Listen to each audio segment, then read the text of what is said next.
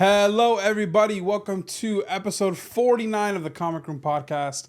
I am your host, Spro, and with me, as always, is Mr. Longbox. Hey, what's happening? And it's a big episode. Yes, it is. Because we have been waiting, long-suffering for Fantastic Four First Steps, and it's here. Yeah, it finally arrived. Finally here. This is going to be a spoiler podcast. We have a spoiler-free review of the movie. It's linked down in the description. So we will do the same thing that we do with Superman. We'll give you like 1 to 2 sentences, quick spoiler-free recap, and then we'll give you plenty of warning before we get into actual spoilers. Same as always, show and tell, a little bit of news. I'm going to do some Marvel Encyclopedia and then Fantastic Four. So why don't you kick us off with show and tell? Yeah, okay, so my show and tell is on this wall behind me, and you guys who have been following for any amount of time, I hope will celebrate along with me on this one. This is a new acquisition, and can anybody see what on this wall is heretofore not part of my collection? Or I don't even know if I used that right, but I think I heard it in Good Will Hunting. Didn't he use it? That scene with Ben Affleck. Fantastic Four, issue number 4. First Silver Age appearance of Submariner in a 1-0, but this is the kicker. White pages, man. 1-0 white pages. The odds of finding a 1-0 that's in a white pages, I mean, I guess it happens because it did, but I'm not sure how it happens. How does it get a book that's that old and it in a pedestrian condition like a 1-0, but still have white pages? I'm not really sure, but it does. And I found this is kind of a funny story. I was in we were in your comic book office. Yeah. And we were just bagging and boarding some of your collection, getting it ready for a claim sale that you had about a week ago. Yeah. And as we often do, we popped open a claim sale. Yep. And I can't remember which site it was, but it was Silver Age Comics. Superworld. I mean, I always get those guys mixed up. Swap them for I always get Ted and Gus mixed up. Sorry, guys. But it was Superworld Comics, and they were just finishing up. They were almost done, and he showed this book, and he I can't remember what he was asking for it, but he gave me a good deal on it. I think he was asking $5. And I offered $4, and he gave it to me for $4.50. I think. And no, that's what I paid. You might have. It might have just been an outright claim. Yeah, maybe it was. I don't remember, but it was a great price. That's a great price for this book. And what I'm looking for in any of these books, like you, Joshua, is. It's like, well, how does the book look overall? Just, the center of the book. I don't know if you can tell from where it is. I'm not going to take it off the wall, but it's got a little, like, bit of tape on that's got a tear that's probably about 3 inches long and a tape holding it together. And there's a longer tear on the back of this book. But other than that, I mean, there's really a tiny little bit of chipping here along here, but there's not a lot. There's no color breaking creases, significant color breaking creases. The color is pretty solid on that ocean. It's not as blue as I have seen, but for 1-0, right? Yeah, I don't know why it's a 1-0. I don't. We have to look at the cert number and figure out why, because the pieces are all there. Yeah. I've seen books with like full corners missing, like half inch to an inch. Piece is missing, and it gets like a 3-0. I don't get it. But I'm not like, I got it. It's a 1-0. I think I should regrade it because I'm just happy with the book. The book. And so, you guys, this means in my quest to get the first year of the Fantastic Four, which at the start of this whole quest, I didn't have any in the top 10. And I had 2 from the first year. I had issue 11 and issue annual 1. And slowly over the course of the last 12 months, I've been acquiring them. Right here, these 3 right here, and FF12, which is not on this wall, were the hardest ones to get. This one I got in a trade, as you guys know. This one I got for a deal because it was in a 3.5 qualified, so I got a good deal and it said there's Jack Kirby name on the written in the splash page. So I took a chance, sent it in. Of course, it still comes back qualified because it's missing a page, but it is a verified signature 3.0, and it bumped to a 4.0. So I don't know why, because I breathed on it. Yeah, I don't really know why. And then this is the one that I was looking for next, and now all that's left are, I almost feel like I'm done in a weird way, because what's left is 1 and 5. Yeah, and 5 is not out of the realm of possibility, in a low grade may work a trade, or who knows what. It's possible. I know issue 1 I can't have it. I'm okay with that. Yeah. I know Rohan from back in the Absolute Game of Nerds is his podcast, but back in the game comics. I'm sure he's like, no, you can get it. Just don't buy anything else for a year. Yeah. But here's the deal. I can't buy nothing else for a year. Yeah. Like, I know myself. It's boring. Yeah. So I need that dopamine. Yeah, I got to get something. So I'm thinking, and you let me know if you think this would be, I know ultimately it's like, how do I feel about it? But I'm curious what you guys think. Would it be okay? Let's say I do get my hands on an FF5, which you actually have an extra copy that's in your inventory, which we've talked about. What if I did get that and all I had left was issue 1, and then I got a good copy of the Golden Record reprint? I mean, to be realistic, I'm not gonna get. Even if I save the money, there's no way I'm gonna get that. Explain that to my wife. Well, I saved all the money, so it doesn't matter that I'm spending $6,500 on a beat up copy of FF1. Like, she's gonna be like, wait, what? No, let's go to Hawaii instead. So what do you guys think? I think it really comes down to, would I be satisfied with that? Would it be enough for me? And I mean, I think I would be. The only question is, would I be satisfied just with the whole for FF1? Like, I don't have it. If I don't have it, I don't have it. The Golden Record isn't it. I feel like the Golden Record could be like a coin flip of like it could bring you halfway there, and you don't quite get the satisfaction out of the Golden Record that you thought you might. And so now there's like a bigger hole in your heart for FF1. And it's not cheap, that book. Yeah. I mean, comparably, of course it is, but it's still going to cost me $500 plus dollars. Yeah. And if I want a solid grade one, more like $800, $900, $1,000.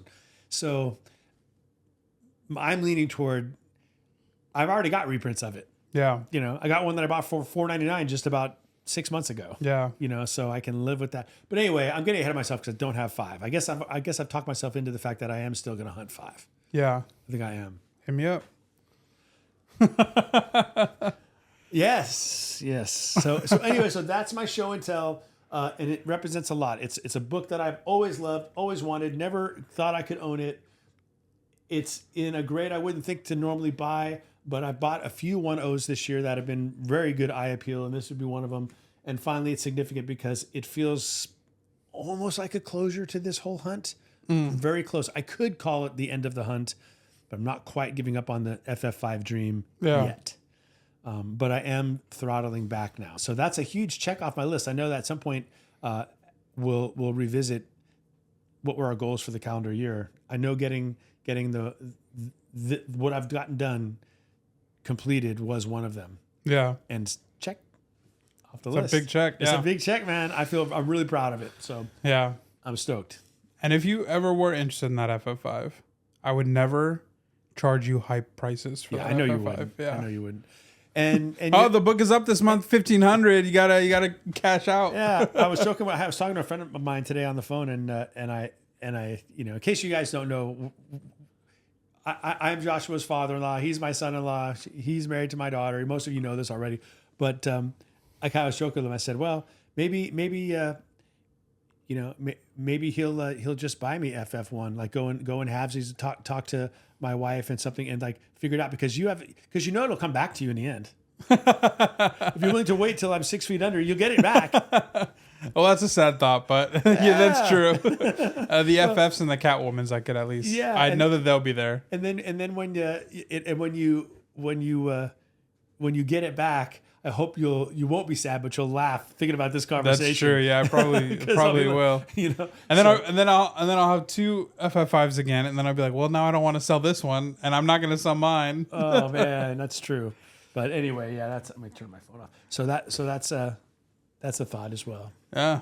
But anyway, you could also get lower grades, lower grade than my 2.0 for much cheaper. it's all about eye appeal. Yeah. You know, if I honestly, I don't like if the 4's a 1.0 and I like it. If there's a 5 that's a 1.0, but I know I'll get the best deal and the opportunity to include trade with you. Yeah. Whereas someone else is just going to be cash. Yeah. For the most part. Right. Or like there's a premium they're going to a 1.0 at an inflated price. Yeah. But anyway, I'm really excited to have spread them out on the floor and see them all. Yeah. And there's just a hole for 1 to 5, which I expected anyway. I just dropped the 2 reprints that I have in it, and I just looked at the whole grid. Yeah. It's like, yeah, you know. But of course, now what? Now I'm thinking I gotta get FF13. That you do. If only FF13 was just a non-key, I wouldn't feel that way. We were both looking at FF13. It's gone up lately. It has, yeah. I don't know why. Oh wow. It's just I guess that's the nature of the hobby, right? We're never really done. Yeah. So all right, awesome. So what about you? What's your show and tell? All right. As we know, the reason why we're all here, aside from our charm and insane value of entertainment that we bring, is the Fantastic Four movie. That's right. And the standout for me, something that I just keep, not that I keep thinking about it, but I keep singing this song. I keep singing 2 songs. I keep singing Fantastic Four. Big time. I'm like brushing my teeth in the morning and I'm like, and just humming it. Like I'm just singing around the house. And I'm also singing this one. And this character was a standout for me. Cutest character of the summer. And this is Herbie. Fantastic Four 209. First appearance of Herbie. This is a 9.4++ copy. This is a copy that I'm sending in as a 9.8 pre-screen. I'm pretty confident that it will. There's, minor defects. I've sent in stuff that looks worse than it's come back at 9.8. So I'm sending this in with the pre-screen. I loved Herbie in this movie, man. He was so cute. He was. Somebody translated. There's a scene in the movie where he is babysitting Franklin for a short period, and he has a lullaby he's singing, and to us it's but somebody translated it, and he's singing "Sleep well, Franklin, sleep well, Franklin, sleep well, sleep well, sleep. Sleep well, Franklin. Sleep well, Franklin. Sleep well, sleep well, sleep." And I was like, that is so freaking cute. That is cute. So yeah. That's cute. Yeah, Herbie. Sleep You know what? Since well, I don't want to leave my thing Franklin, empty. sleep well, Can I put my other Franklin. Fantastic Four, the one that I was going to pre-screen, or you have something better? I have a couple things. Okay, good. We'll see. We'll All see. right. I just feel this gaping hole. But yeah, that's a great book. I have one of my OG comics from when I was in junior high is that book. But because I had it for so long and I read it, I know it's not a 9.8 candidate, but it's a solid book, solid copy. All these years, they never did anything with Herbie. It just goes to show. And this is why we're all such hoarders. We never throw anything away because you just never know. Yes. You know, I paid the price dumping my Nova 1 at a garage sale, right? For a quarter, because I'm like, they're never doing anything with Nova. Who cares? You know, might as well be a reprint. And I was wrong. And there's Herbie, and I guarantee if it's not already, it will be on every top 10 hot list starting this week. Yeah. He was great. He was just, and you know what I loved about Herbie? They never threatened his life in the movie. Right. Like he was never like, with cute characters like that, you're always on edge. Like, oh my gosh, are they going to kill this cute animal or cute thing? He was just a helper. Yeah. And it was so cute. He was great. Yeah. The tech was cool too, because it was obviously very advanced, but also had this mix of analog. Like then they took out, they took out his home module and they put in the one for when they went to space. And it was like a VHS tape. And it was so cool. And the eyes spun to actually move the tape along. That was a good touch. That was. Yeah, I thought Herbie I was very pleasantly surprised with how good they did Herbie. Yeah, it was great. Yeah. Herbie's in Marvel Rivals too. He drives. There's a map, and basically you got to get it's called the convoy. You got to get the convoy from one side of the map to the other side, and you have to go through Midtown. And you start at the Baxter Building, and then it just like goes through New York, and you pass, or you come out of like Fisk Tower, like little like funny Easter eggs in the map. But the convoy is actually the Fantastic Car, and Herbie is driving the Fantastic Car. Oh, really? Yeah. Oh, so, that's nice. That's pretty cool. Yeah. Yeah. So, FF 209, first appearance of Herbie. That's great. I got this in the collection I bought a few months ago. So that was fun.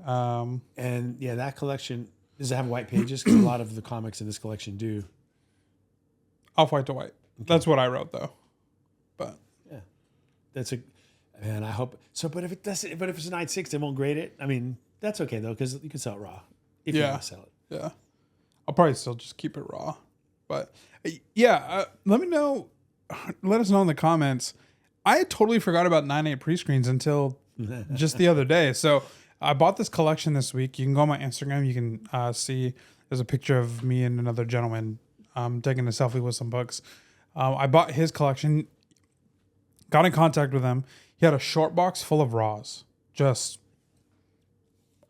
short box full of keys is what I meant to say. Okay. Just amazing keys. Yes. Like it was nice. I mean, Hulk 180, X-Men 12. He curated his collection. Like he wasn't bulking out with he was selective. Yeah. What else did he have? Tomb of Dracula 10, Batman 251, and like other little stuff too. Iron Fist 14. Iron Fist 14, yep. Submariner 1, that was qualified. Marvel Premiere 15, Color Touch. He didn't know it was color touched when he bought it. Marvel Spotlight 28, the first solo Moon Knight. Yeah, Marvel Spotlight 28. Just a lot of like really cool raws. Yeah.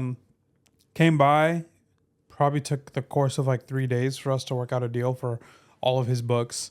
And we did. And then on the last day we met up, he was like, hey, I have Something That's Killing the Children 1. Can I bring it to you? And can you just let me know like if you think it'll be a 9.8? I was like, yeah, sure. So he brings it over. We're at my office.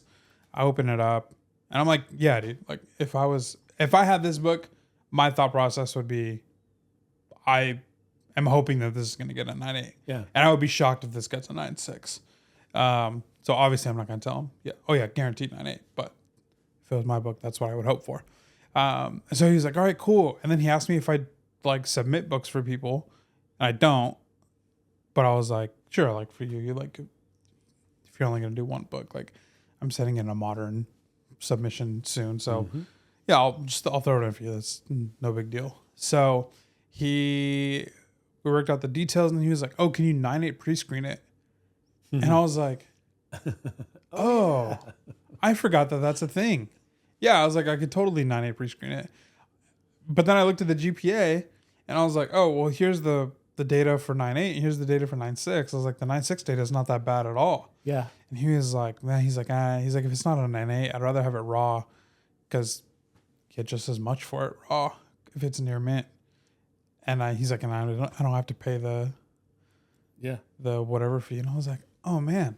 So then I went back and I looked at the moderns that I'm sending in and I'm like, yeah, I'm actually expecting a lot of these to get a 9.8. So why don't I just pre-screen them? Mm-hmm. And if they don't come in, people in claim sales like the book raw anyways, or they prefer books raw unless they're like really big, like mega keys. So I'd say probably like 80 to 90% of what I'm going to submit in that modern submission is going to be a 9.8 pre-screen. So, you know, I never really thought I would be on board with this pre-screen stuff, but I got to tell you, I've sent a lot of books modern books to CGC and they've come back 9.6. Yeah. I mean, a decent handful, not like major keys, but books where there's a significant value. Always there is when you go jump from 9.6 to 9.8. And when we were texting back and forth on this, I said, yeah, no more 9.6s.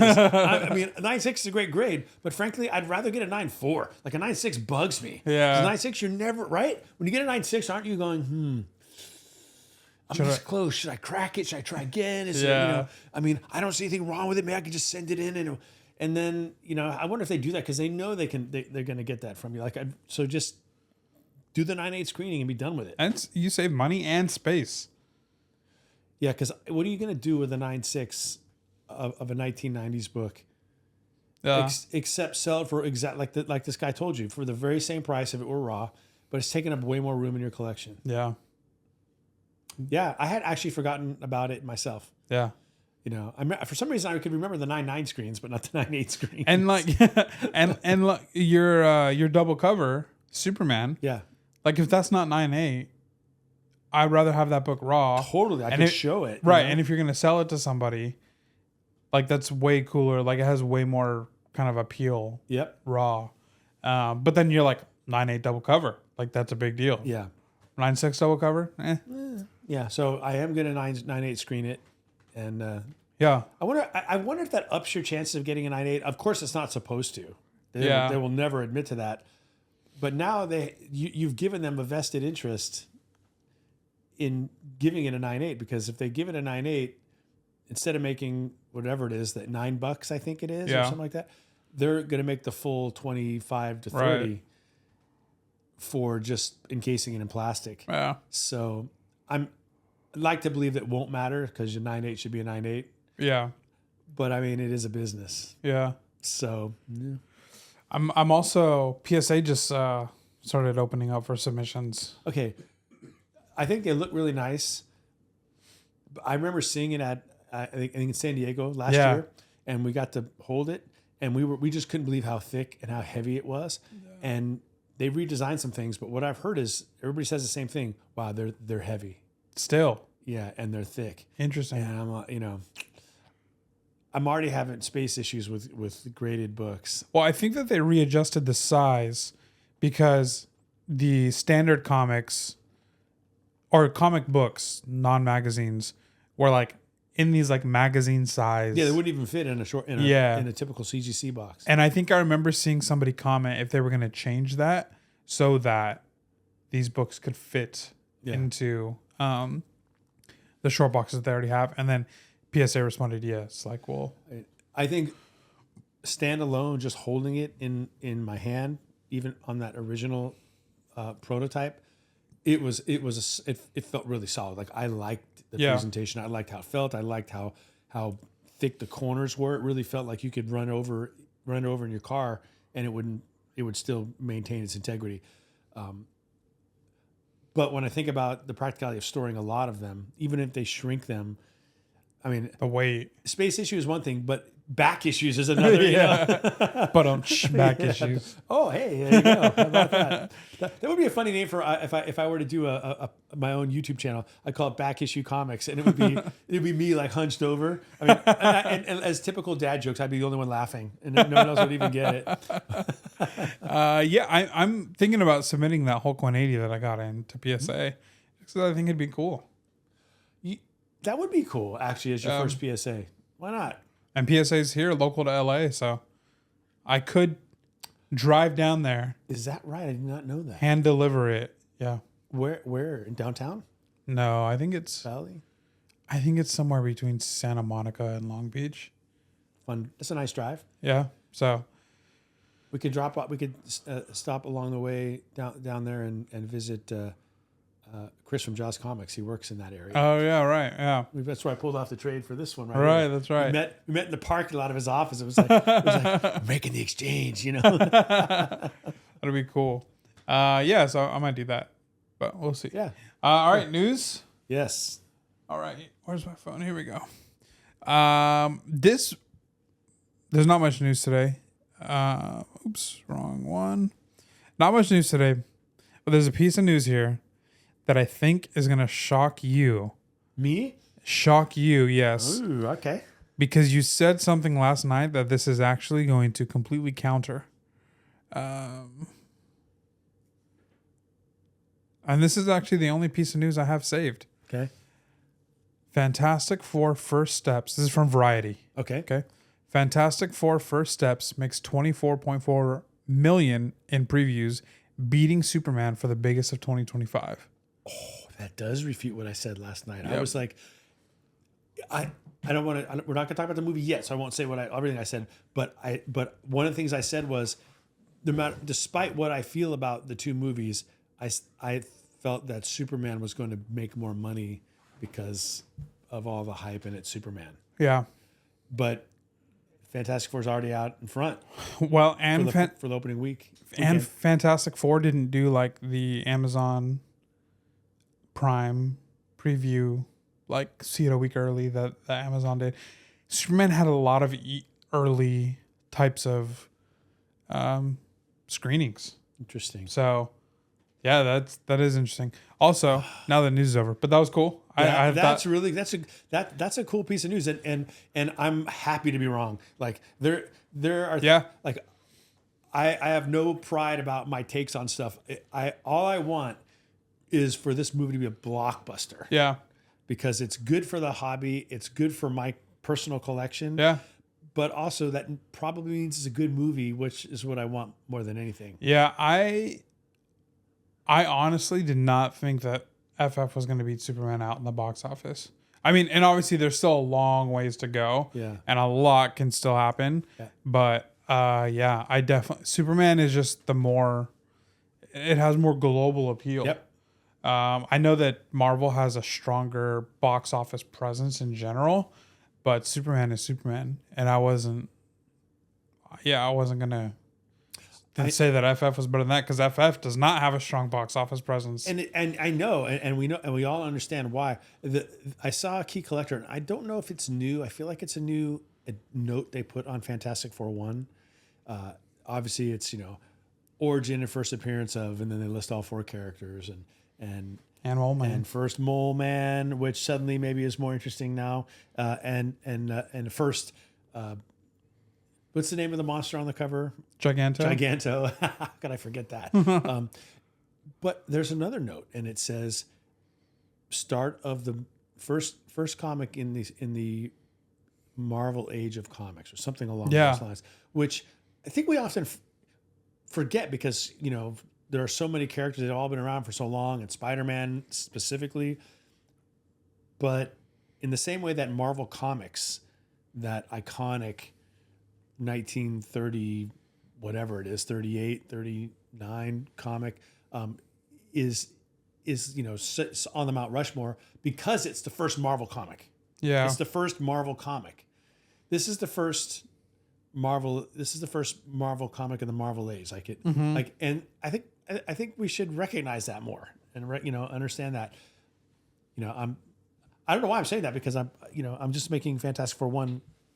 If I get my way, it's gonna be even harder for me to ever get it. But I've already admitted I can't. So anyway, but yeah, that is something to consider when you think about Fantastic Four 1. It's what started it all. Yeah. So I forgot this is my show and tell. So I told you guys I had a surprise this week. Those are sweet. I got the Fantastic Four Crocs. Those are cool. Where'd you get them? Journeys. And I learned something last night that I didn't know. What was that? It's related to this. We have the same shoe size. Oh yeah. So if these go missing, don't go looking in my closet. Those are really cool, man. Yeah, my parents gave me a Journeys gift card for my birthday back in March, and I hadn't used it yet. And then I remembered that I remember seeing an announcement for these, and I think I was just like sitting on the couch one day, and I was like, oh, I wonder if those FF Crocs, I wonder if they're just like Crocs website exclusive or if I can get them anywhere.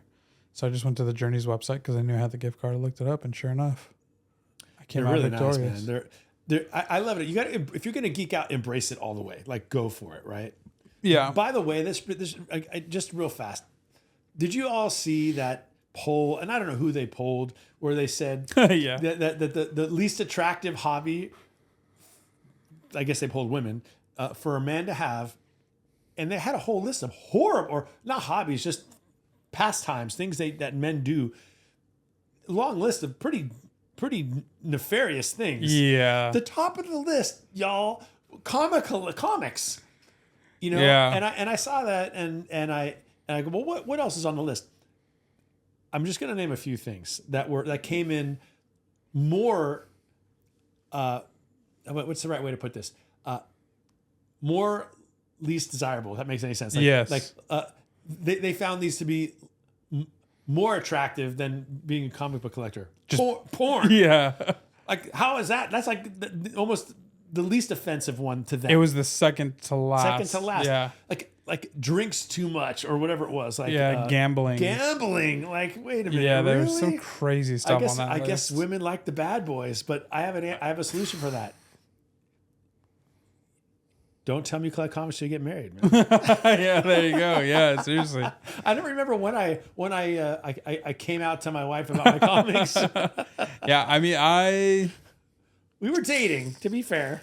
Yeah, because I wasn't actively collecting when I was dating Dara and when we got married, but I had a small stack. So, but if you marry the right woman, she will support your hobby. She doesn't have to get into it. Totally. Deb's not into my comics. Yeah. You know, she couldn't remember the four names of the Fantastic Four. So what does that tell you? But she's always supported it. Even when we dated, she went to the cons with me. Yeah. And she enjoyed it because I did. Yeah. Which is what love is. Totally. I mean, you guys, I listen to country music. Not necessarily on my own. Yeah. But I found a way to enjoy because it's important to my wife. Yeah. And so I've gone to concerts. I've done that sort of thing with her because it's her. And that's, yeehaw. It's how it goes. I don't own a cowboy hat or anything Not like yet. that. No boots. Not yet. And Deb does not own any comics. Not yet. Not yet. That's right. But yeah, man, I saw that and I thought it was funny. It didn't really bug me. I just thought it was, but what really kind of surprising was the other things that are on that list. Yeah. So you could Google it. It's out there on Instagram somewhere. Yeah. But I got a kick out of it, and I think Swag House made a video about it. Yeah, I think so. All right. I got the book to throw onto break them out. onto your side. Okay. Fantastic Four annual one. Oh yeah, annual number 6. First Annihilus, and more specifically to today's podcast, first Franklin Richards. That's a really nice copy. Yeah, it is. Yeah. I don't think I graded that properly, unless there's something on the back. Yeah, I don't know. Look, it really looks nice. But Also maybe got it's that from the Mylar big effect. collection. Yeah. Actually, fun fact, everybody, that book, Fantastic Four Annual 6, was one of the first signifiers that I was going to buy that collection. Oh, really? Yeah, because he had pulled like half a short box full of keys. I was looking through, Batman Adventures 12, Iron Man 1, Yeah. ASM 194, like big stuff that, everybody knows. And then I asked him, because it was a lot of boxes. You remember what my office first looked like. Oh my gosh, yeah. It was just a bunch, like trunks, literally trunks and chests and old boxes from the 80s of like beer, like yeah, like a whole stack of comics raw, just in a big plastic bag. yeah, exactly. Clear. Yeah. So before I bought the collection, because it was a decent amount of money, I had asked him if I could look through the collection. I'll look through it to the best of my ability. And he told me, take your time, look through as much as you want. This is a big purchase, so you're good. So I was okay, and we chatted the whole time. Found some 90s stuff, and I was starting to get hesitant, but then I hit the FF box, and I saw this in there, not pulled out with keys. And then I saw other stuff. I don't think I was quite onto this book yet, or I would have been, because the trailer was already out. Mm-hmm. But Terax the Tamer. Yep. I saw that one in there. It's a good one. And I saw a bunch of small minor keys that I knew. Yeah, like 210 with that cool Galactus cover. Yeah. Beautiful cover. So I just kept seeing books like that. And then I went to the ASM run and I kept seeing stuff like that. Like First Silver Sable and other books where you're like, oh, these are okay. Yeah. So this was actually the first of that kind that I saw. Yeah, because after a while, if you don't start seeing something, it doesn't matter how much is there to look at. There's a certain point at which you have fatigue, and if you don't see something to make you say, well, it might be worth continuing to dig, you'll quit. Like the one we went to in Vegas. Yeah. Was it Vegas? No. No, not Vegas. The Mojave Desert. Yeah, the Mojave Desert. It was it was a significant collection, but there were so many 90s books in there. Yeah. And just we didn't see anything like that either. No. So after a while, I think the best of it was like some McFarlane ASM that wasn't key. McFarlane ASM. Oh, another book that you had in that latest collection was a Wizard 1. Oh, yeah. And the one I just got this week. Yeah. And I think in ASM 300. Yeah, there was ASM 300. Yes. Yeah. So. But anyway, yeah, that's right. That was that gives you suddenly you get that jolt of, ooh, what else might be in here? Yeah. Then you're good for another couple hours. Yeah, of totally. Digging. Yeah.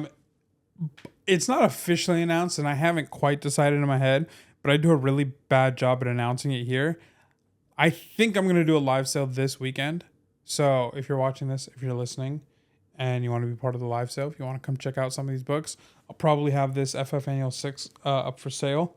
So come by. It's on my Instagram at @spros_comics. Yeah, it might happen. It might not happen. I haven't fully decided yet, but I'm leaning towards doing a claim sale this upcoming weekend. Fun. So I'll be there then. Yeah. I'm always behind the scenes. So, hope to see Fun some of you stuff. guys there. Because every time I make a decision on when I'm going to do a claim sale, we will have already recorded and it's too late to announce. So, like, I would probably do it either next Saturday or next Sunday. And today is Friday. So, it's like still over a week away. So, in my mind, I haven't quite committed to it. But I wouldn't see you guys until that's right. the Monday after that. And there's a corner office right across the hall from yours that I really want. And I have no earthly reason to get it except that I want it.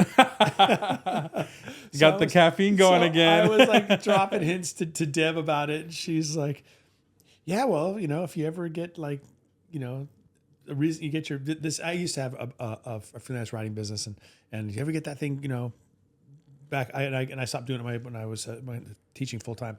It's like, yeah, you could get that back going again. You could do that again. And I'm thinking, or I could just start buying and selling comics or something. I don't know. It'd be fun though. You could say, I need the space to start freelancing.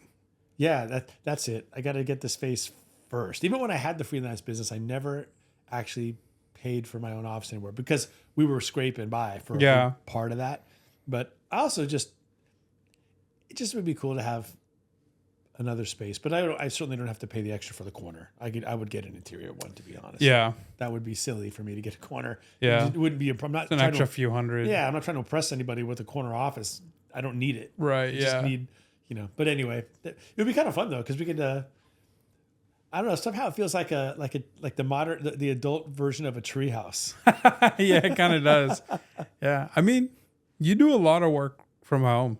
Oh yeah, and sometimes not being home and working on that stuff is the most efficient way to get that stuff done. This guy, my friend I was talking to yesterday or this morning, he asked, if you're going to do like an LLC for your comic book business, because then it's possible that you could write off the inventory that you buy. Yeah.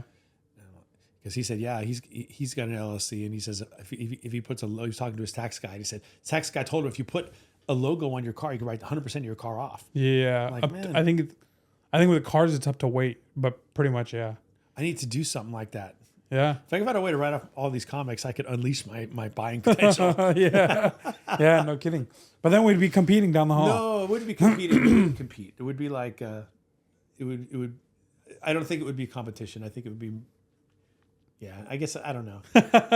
Maybe I don't know. I don't think so. We would just be buying and trading amongst ourselves a big chunk of it, probably. But anyway, it would be fun to do. But if I ever do it, you'll be the first to know. Yeah, you'll be the second to know after Deb. Yeah. All right, let's get into Marvel Encyclopedia. Yeah. And while he's pulling that out, I'm going to show you guys another book.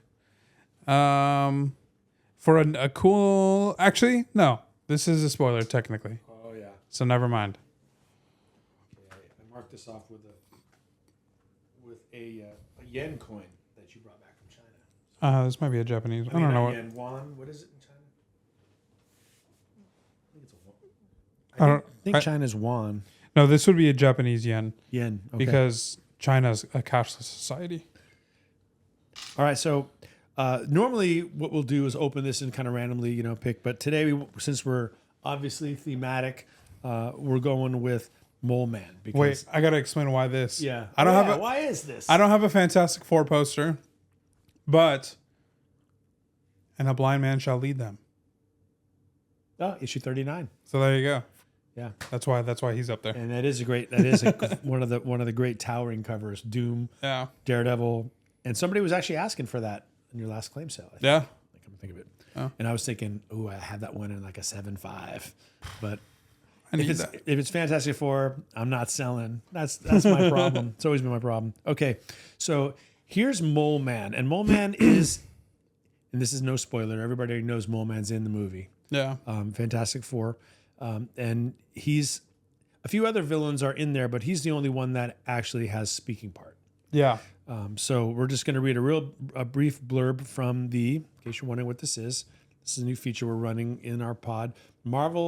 This is the Marvel Encyclopedia that Joshua recently picked up on Prime Day. Yeah. Which was went for a week, I think now, or something like that, Prime Week. And then also we have the DC version of this. So we're going to just kind of look for fun little tidbits to share and as they relate to what we're talking about. So here's Mole Man, and Mole Man is one of those characters. He actually makes his first appearance in Fantastic Four issue 1. So if you're thinking, oh yeah, I'm going to get a copy, you won't. But of his first appearance, that didn't spike because of his appearance. But he's as OG as OG gets for Marvel villains, and really not utilized much. He's in this issue. What was the other issue? 22. 22, and then he's in 30 something. And he shows 31. up a few times in the 70s, but he's never really been utilized. So I think probably a lot of us don't know anything about him. Yeah. So anyway, here's what he looks like in the here on the bottom, and you'll see MODOK, which always makes me laugh. But right next to Mr. Sinister. Yeah, right there. So nice. Okay. Now I will read what it says. Shunned and ridiculed for his bizarre appearance, Mole Man turned his back on the surface world and sought a legendary underground kingdom. He eventually found an entrance to it on Monster Island in the Bermuda Triangle, an underground world filled with advanced technical devices left by a race known as the Deviants. I did not know this. I know any of this. Oh, the Deviants. Yeah. That's crazy. I didn't know any of this. Yeah. Myself. I mean, how's that possible? Yeah. Anyway, okay.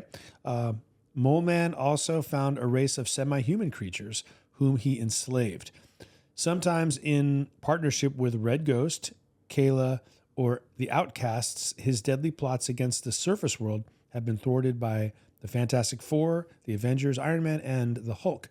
Mole Man declared himself ruler of Subterranea and formed an alliance and budding relationships with Kayla, queen of the Netherworlders. But when his homeland was destroyed by Ultron, he turned his attention toward the surface world once more. Mole Man and Kaisera Os had a son named Mole Monster. That's okay. The repulsive clawed monster ruled another area of Subterranea until he overthrew his father and continued his conquest on the surface, where he was defeated by Nova. Oh, wow. I can never escape Nova. That's going to haunt me. And the Nova they're talking about is Samuel Alexander. Oh, cool. And fact file. Mole Man's real name is Harvey Elder. His occupation, he's a former nuclear engineer and ruler of the Subterraneans.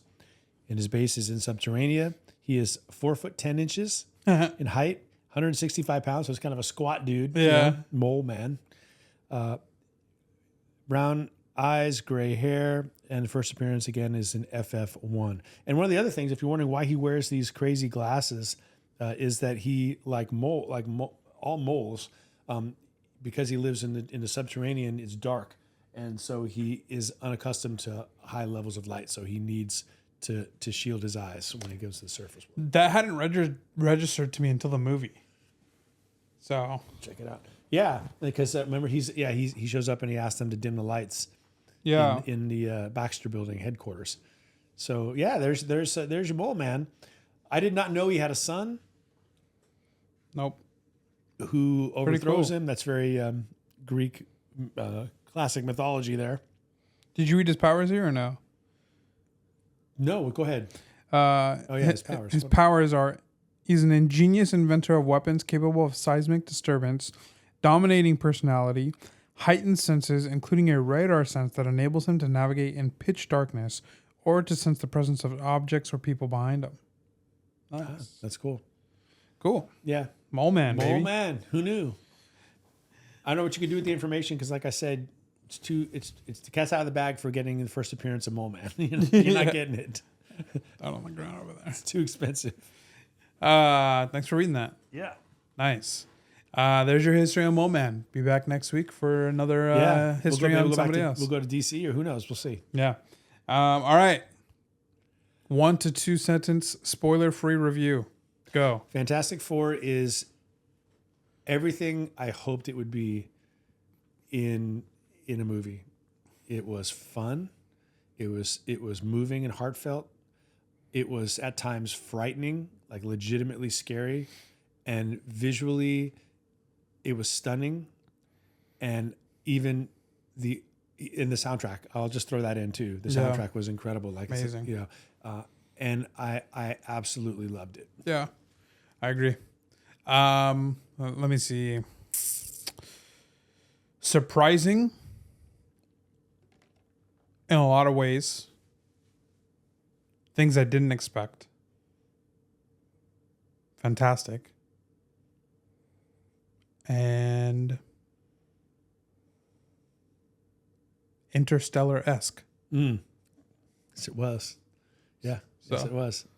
If you haven't seen this movie yet, and it's a very good chance you haven't, it's only been out a few days, and you're at all on the fence, go see the movie. Go see it. If you're watching this podcast, you're going to love the movie. Yeah, 100%. And I know that it's subjective, and you might, everyone's going to have their different opinions, but it's a good movie. Yeah. And the consensus already in the comic arena is it's a good movie. Yeah. And the critics are loving it on Rotten Tomatoes, and so are the fans. So that's the end of our spoiler-free review. Yep, the spoilers are done. If you want our full spoiler-free review, because you haven't watched it yet, link is in the description. There's a video we posted a couple days ago. Go watch it.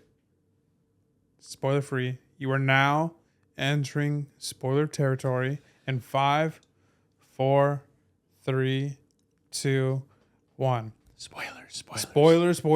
Okay. We're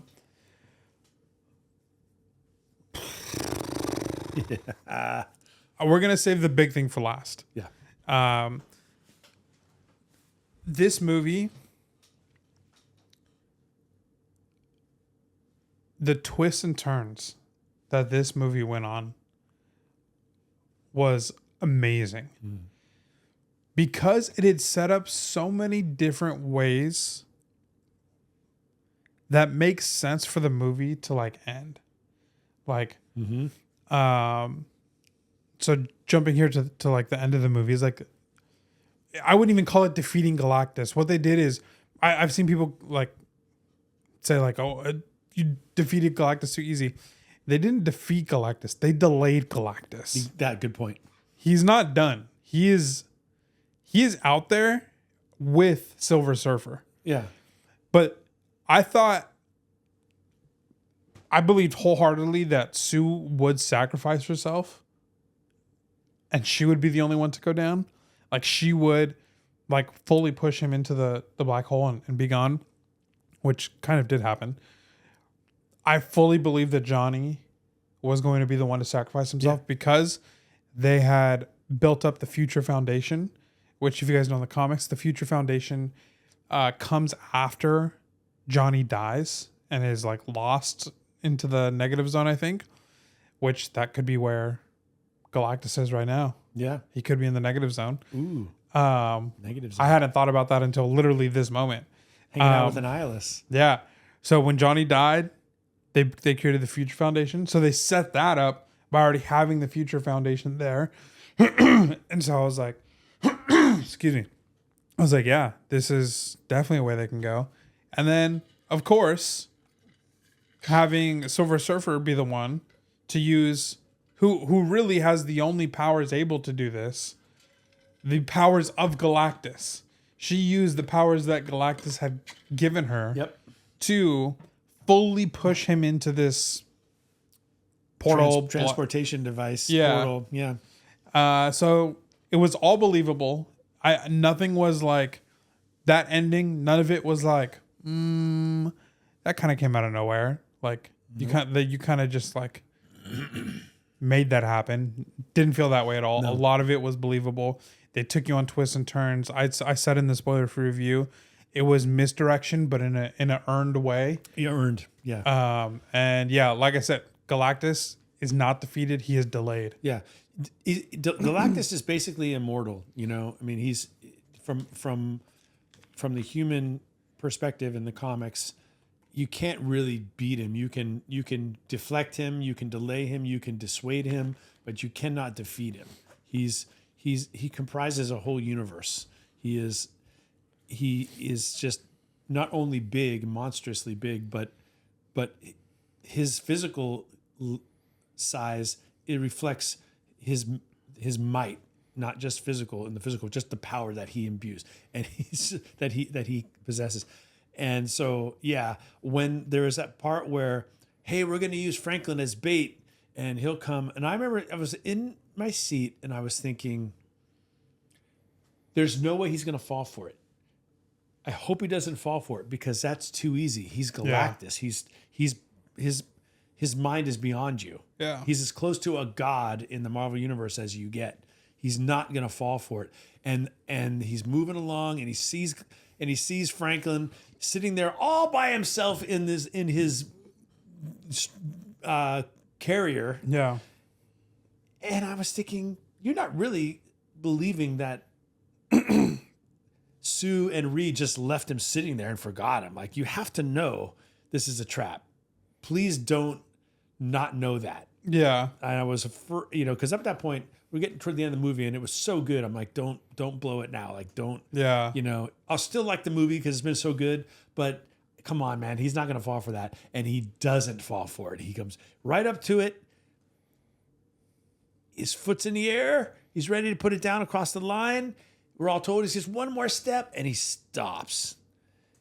And I know that his eyes were a little bit messed up from the Human Torch. Only temporarily. Which is when they made the switch with the baby. Yep. But you knew there's no way he's not going to know. Like, he's drawn to this baby from across the universe. He's not going to suddenly think, oh, he's there when he's not there, unless you could explain it, which they did, but only temporarily. And I was so relieved when he didn't do it. Yeah. But it was another cool misdirection. It was like, well, now what are they going to do? Yeah. Like, how are they going to get rid of him now? And I actually started to think maybe he will just eat the world, and as we had talked about in our predictions, or at least possibilities from months ago, maybe Reed and the gang do take Franklin and flee, and Galactus does devour this world. I thought that. What else? I really didn't know. That's what I think you're getting at. I had no idea what was going to happen at that point. Yeah. Like, how are they going to defeat this guy? He's shrugging off everything. Yeah. That scene. I mean, I knew for certain that he wasn't going to fall for it. Like, I was just like, there's no way. Like, so I wasn't even worried about it. Oh, good. But that was at the same point where then I was trying to figure out what the heck is going to happen. Yeah. Like, I know he's not falling for this because he's not an idiot. Yeah. He's not like, this isn't like Mole Man who would probably fall for that. Like, this is Galactus. Yeah. And I mean, every option was on the table and every option was believable. Like the ones that I already said, but specific to this, Galactus might eat this planet. Like, that's another thought. And this was even pitched to the FF, is they got to go. And then you start thinking about the Thunderbolts post-credit scene where you see the ship and then you're like, that would work. Maybe they do leave. Like, maybe. And you're just, the whole time you're just like, I don't, there's 1,000 logical ways that they've already set up in the story for this to happen. I mean, I don't know which one they're going to pick. And yep. I think they did a good job at not making it like overwhelming, where it's like, oh, there's too many plot lines to follow. Like, now I'm so lost. It didn't feel that way at all. But there was just like these individual story arcs of all of these characters that all led up into the same moment together. And so you're just like, which is the one that's going to be the I will sacrifice myself? Yeah. Is the team going to sacrifice themselves? Is the team going to sacrifice their home? Is Johnny, because I thought Johnny had a lot of depth. Johnny was one of the biggest surprises for me in this movie. Johnny had a lot of depth. There was a lot of. I was a big doubter in Joseph Quinn. He was incredible. He was really, really good. He was so good. It just so much acting in his physicality and the looks on the faces that he made, where it was just like his character specifically, and a little bit of the thing was just the epitome of show don't tell, because he had so much of an arc where he wasn't talk like Reed. He wasn't like Reed wrestling through how am I going to save the world. Johnny was dealing with his own thing in the background. Yeah. And they let that happen in the background, and they like would kind of tap back in every now and then, or like in moments where it would start to blend with Reed's, where there would just be like looks on Johnny's face, or like the way that Johnny would carry himself. Yeah. And he did incredible. So yeah, you're like, well, is this how he's gonna like make him like fill that void that he's kind of having? And you know that it's important to Johnny to contribute. He wants to contribute. Right. And the way they do it is, well, he's got these designs for their new uniforms to go out, space suits, right? Yeah. And there's a lot of ways you could be too on the nose about that, and that's what you always worry about when they kind of try to shortcut it and just show instead of tell. Yeah. And instead, you know, when he comes back from this meeting with Reed, and Reed seems dismissive of the designs and, you know, the whole thing, and he comes back and he walks in the door and he's dejected a little bit. Yeah. But he doesn't talk about it. But you get a subtext because Ben's there, and Ben's like, "Oh, didn't go like you wanted it to, huh?" And that tells you that they've talked about it. Yeah. And that there's a long history of at least Ben acknowledging that Johnny feels underutilized. Yeah. And it was all done just in that one line from Ben, subtle, just good writing. Yeah. Right. So back to what you were saying, you would have believed, and I did believe, that Johnny was totally prepared to give himself up. Yeah. And I thought, oh my gosh, how are they going to do the Fantastic Four without this guy, like in the future? But it's multiverse, so a lot of things could happen. And I actually didn't know. I was surprised when Shia LaBeouf showed up. Yeah. I just thought, well, I guess we'll find out next movie how he comes back from that, or next, you know, or if he does, or whatever. So yeah, misdirection that actually wasn't telegraphed, but when it happened, you went, oh yeah, yeah, because Shia LaBeouf had a character arc too. Yeah. Okay. I remember saying when I talked about what I wanted in this movie, what I hoped for, that I wanted it to be an interstellar space story, and it was 100%. Genuinely, that whole space sequence, it might be top 3 MCU. It was so good. Like, I don't know. I'm this so far in my mind, FF is a top 5 MCU movie. That space sequence where they're going to meet Galactus for the first time, it's the whole sequence, top 3 like sequence in the MCU. From when they the whole technological demonstration of the fast and light speed, and how they dock with this thing, and then they go to what you see when they run into the Silver Surfer, to how it was all handled when Shia LaBeouf just like, yeah, he'll see you now. You should not have come. Like, yeah, I thought, he's going to grant them an audience. He's going to, you know, but then you're immediately filled with dread because she's like, you shouldn't have come. Yeah, it's not going to go well for you. and the CGI, because I mean, they got a CGI space and the black hole, and it was all. I mean, I didn't think. I just thought nothing of it. I'm spilling everywhere because I'm so excited about this movie. And that space sequence, I saw this on a tweet, and this is the only. I don't want to talk about Superman at all during this, but that space sequence compared to like the pocket dimension in Superman, this space sequence blows that whole portion out of the water. And in the midst of all of it, Sue's having a baby. Yeah. I mean, it was all, it somehow worked. Like, I don't know how they pulled that off, but it all was believable and it worked. And I thought how they handled the baby delivery was very tastefully done too. And, you know, she turns invisible, you know, and I mean, it was just, and when Shia LaBeouf gets caught in the black hole and and the way it's explained, you know, it's a time dilation. So from our perspective, it's going to take months for her to get out of that thing, or a month. Yeah, a month. Yeah. Yeah. Even though she'll get out of it in a few minutes, but it's going to be a month for us. You know, when he said when he said time dilation, I started to think if they were going to go down the John Byrne where they aged, and I thought, because I remember, you know, we saw the thing with a beard in the trailer. Yeah.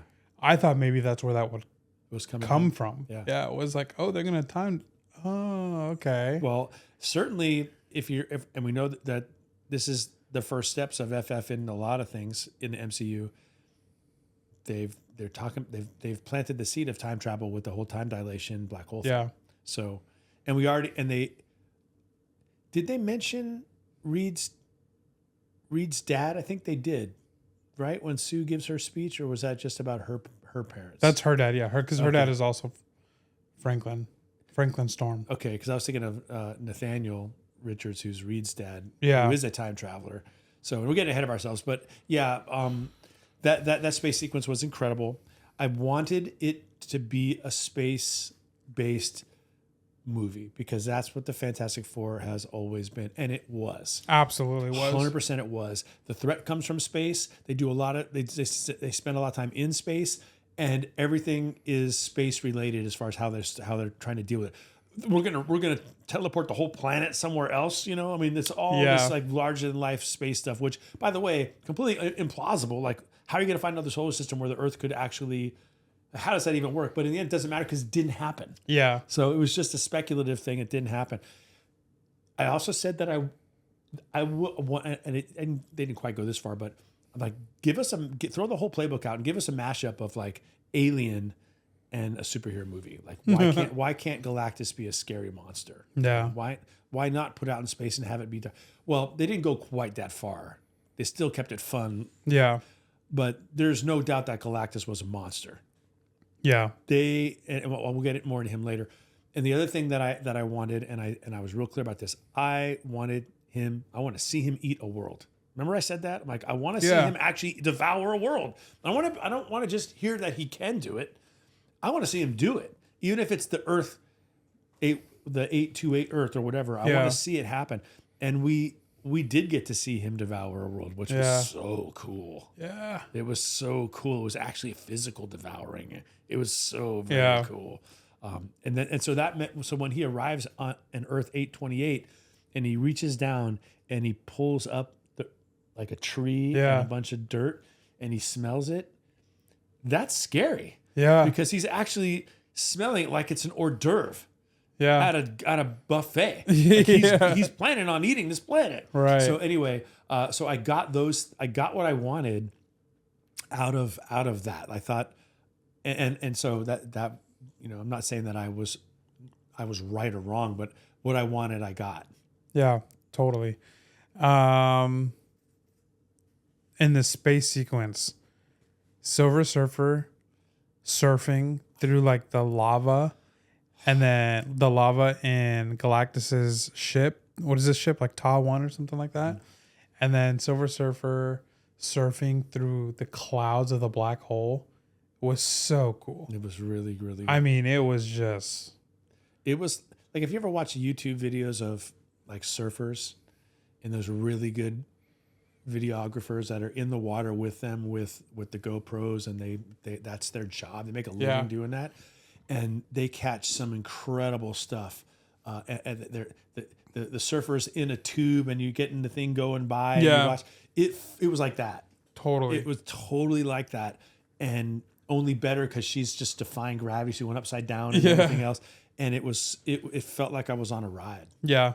Yeah. It was awesome. Yeah, it was. I was like actually grinning ear to ear in that sequence. Yeah. I was so happy. I was like, this is amazing. Yeah. Some of my complaints, because I do have a couple, was after that sequence, I feel like the pacing was a little off. Just because it got so much into Reed trying to figure out and solve problems. Yeah. I feel like they could have thrown... It was just coming down from a high, really, like after that point. Yeah. And I just think it wasn't paced well to help like carry you through like, okay, now we're moving into some slower stuff here. Right. So I feel like it could have done better. This movie, as far as we know, has been chopped a significant amount. Yeah. So there is stuff missing. So that's always just going to impact pacing issues. Mm-hmm. So I think that's one place where I definitely felt it. Mm-hmm. Was after that sequence, and then between that sequence and then the Galactus portion was kind of like going in and out of being like locked in. Yeah. Where Reed is trying to, he's working the problem. Yeah. But he as smart as he is, which I liked because at least we could see him use one of his superpowers, which is his brain. Yeah. He couldn't. It was over he's over his head. Yeah. It's like this is a being from before our universe even existed. I don't even know where to begin with analyzing what he's made of. Yeah. I don't know what it is. Yeah. I gotta say too is I'm not a big. I have Pedro fatigue. Not that I've seen Pedro in a lot of stuff. I don't even think I've seen Pedro in a movie. Technically, I've seen him in TV. But the fatigue of just seeing his face on everything, I got that a little bit, and I was a little scared of how that might affect the way that I see. And I also just wasn't sure if he had the chops to play Reed. Yeah, he killed it. He did kill it. He killed it. It took me a minute to buy into it, just because I've seen him play so many different IPs, like Joel from The Last of Us, which is one of my favorite games, The Mandalorian, Game of Thrones. He's in these like huge IPs. So it took a minute to forget he's Pedro, the IP man. But and that probably took about like 20 minutes. Once I was locked in, this dude is Reed Richards. There was a point, and I don't know when it was. I just know I can't remember, but I know I was watching Sue Richards, and I had made that switch. I realized I'm not watching a movie with actors playing roles. I'm watching literally my favorite comic book characters. Yeah. In a real life live action movie. I'm watching them battle probably my favorite to second favorite villain in the MCU. Yeah. And it's totally believable. I am immersed in it, and it wasn't immediately even for me either. Yeah. But it was probably in the first 20 minutes, and I was by the time they were in space, it was over for me. I was all the way there. Yeah. And nothing from that point on, nothing even hinted at breaking the spell. Nothing took me out of it. There was never a moment where I was like, oh, that wasn't a great choice, or oh, that CGI didn't look very good, or oh, that was corny, or that was too kitschy, or why they distracted me with these stupid jokes. Like the humor in it worked and was believable to the characters. Yeah. It was so much fun for me as a Fantastic Four fan to just not to go into another world and watch my comic book heroes. I know it sounds corny for me to say that as a 57-year-old dude, watch my comic book heroes do their thing on a big screen was, and for it to be as good as it was so fun for me. Yeah, for sure. I'm 100%. I believe that. I cannot wait to go see it again. I'm going to go see it again. I'm probably going to see it more than one more time. Yeah. Because it was just that much fun for me. It was a ton of fun. I wasn't like So I was able to buy into Pedro. I was able to buy into Joseph Quinn. I couldn't fully get into Kirby? Vanessa Kirby as Sue. The ending, just her whole sequence at the end was fantastic. Yeah. But for the majority of the movie, I mean, yeah, it wasn't anything. I thought she was great, man. I I thought she did a great job. I thought everybody around her was just putting on a show, and I was like, I feel like you could slip anybody into the role that she's doing now. What about the chemistry between her and Reed? I thought it was good. I believed it. It wasn't a love story. No, I don't know. I think that might be part of the problem for me. So like, we just watched, Dara and I this week, we just watched the 2005, 2007 Fantastic Four. And honestly, Ian Grufford and Jessica Alba have this like really unique dynamic and chemistry that is very like Reed and Sue-esque, where it's like Reed is Sue's world, and Jessica Alba, I think, actually does capture that really like well for the campiness of the movie. Yeah. And Ian Grufford really captures the weight of his genius and the burden that he carries with that. And Sue not being his entire world, but that's like they're related, like they're technically not married till the end of the second movie, but their relationship, and so him not seeing her the exact same way because he feels this immense burden with the movies. I feel like they just capture that dynamic way better than Pedro and Vanessa did. Where with Vanessa, it's the baby is her world. Yeah, that was the deeper bond that was demonstrated, I think, in the movie when Sue and I had said I think Sue's going to play a more vital role, and you had as well in this than other Fantastic Four movies, but it didn't. None of it felt. There was nothing political or social commentary about this movie at all. Yeah, no, on any level at all. No, which was really refreshing. When she though flexes on Galactus and starts like, the best you can hope to do against Galactus is maybe knock him off balance. Yeah, because he's just and so she's using her force field to push him, or at least make him lean in a certain direction. Yeah. and knock him off balance, and with a little help from Ben and all that.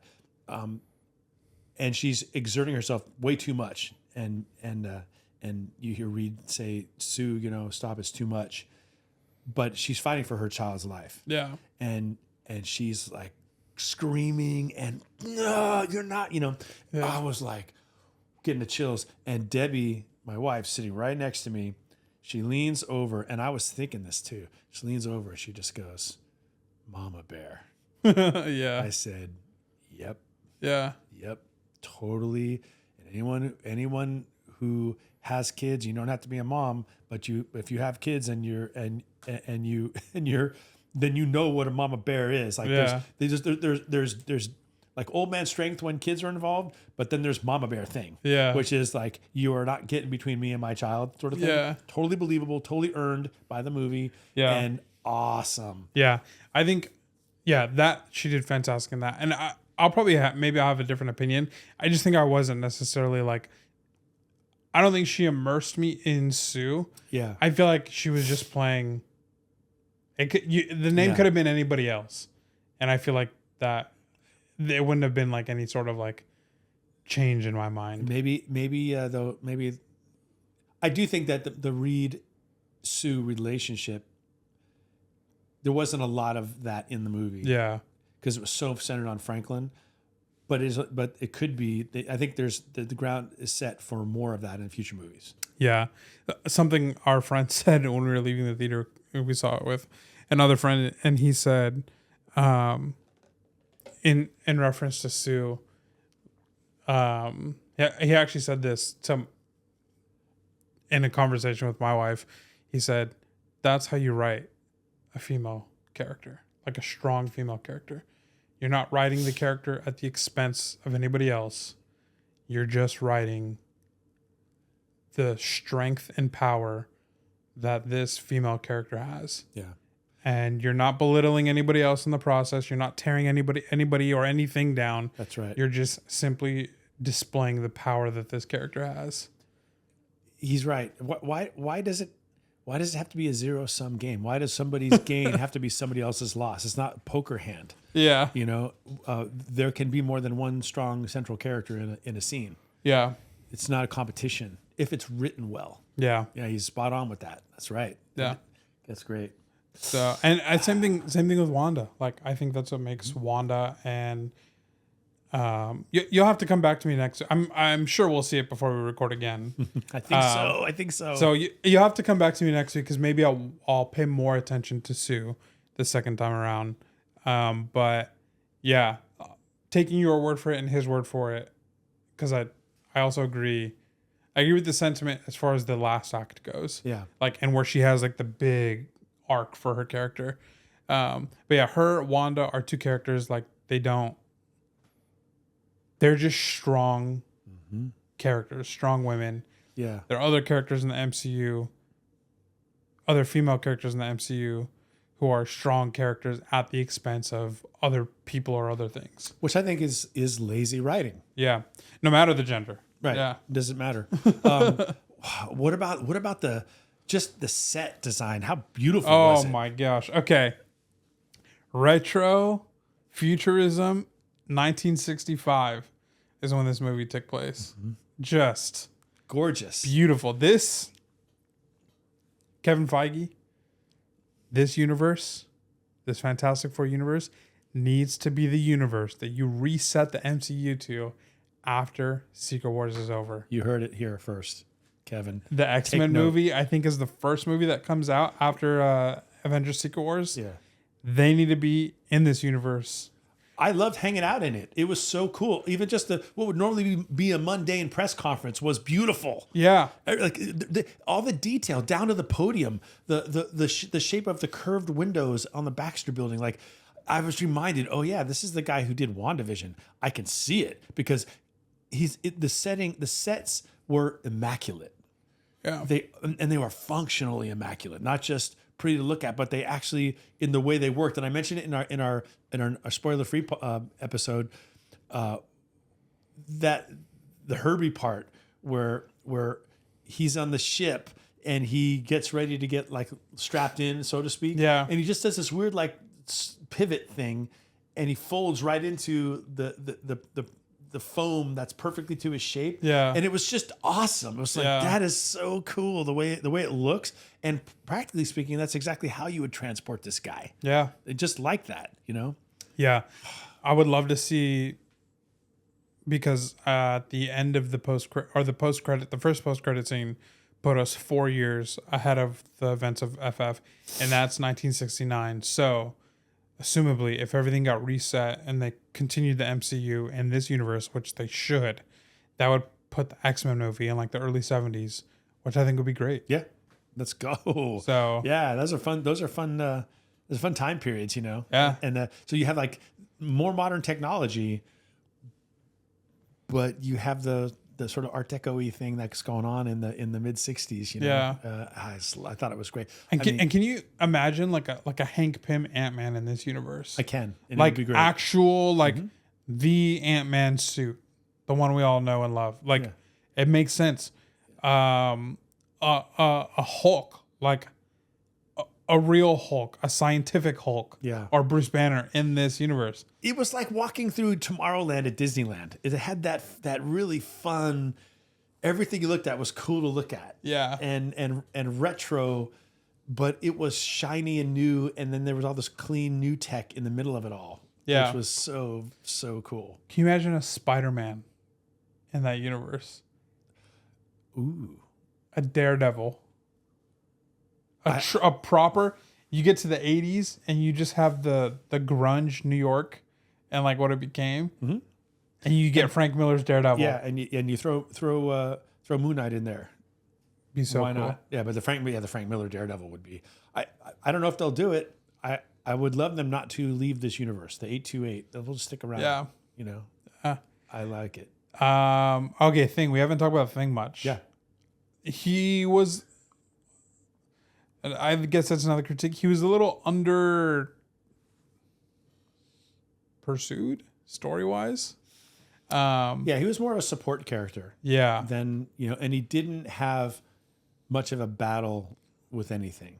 No. You saw that he was strong. He's picked up the card, spun it. That was from the previews, but he doesn't do much in his fight. His fight with Galactus is basically he swings a Big crane that Galactus catches and then throws him out into space. Yeah. And then he does get some action in and running through some building pillars and things like that. He has the start of an arc. I don't think he has a completed one though. No, not yet, because he has at least a romantic interest. Yeah. That they don't spend a lot of time on because they don't want to kill it. Yeah. But he wants to pursue somebody, but he doesn't. He's not the handsome guy he used to be. Yeah, you definitely see the just that, like, this man, this monster. Like, you see the beginning of that for sure. But what I do love that they did, and they did this more than any of the other FF movies, was he's actually, like, believable that he's the best pilot in the world. Like, right. It's more than just like in the FF movie from 2005, he's just like, I got the best pilot in the world. And then they don't actually really make it believable. But in this movie, he's like a genius behind the steering wheel of the spaceship. Like when they're... And they need him to be. Yeah, like Reed is basically telling them, like, the only way we get out of here is if we do this, like, crazy space trick, pretty much, thing.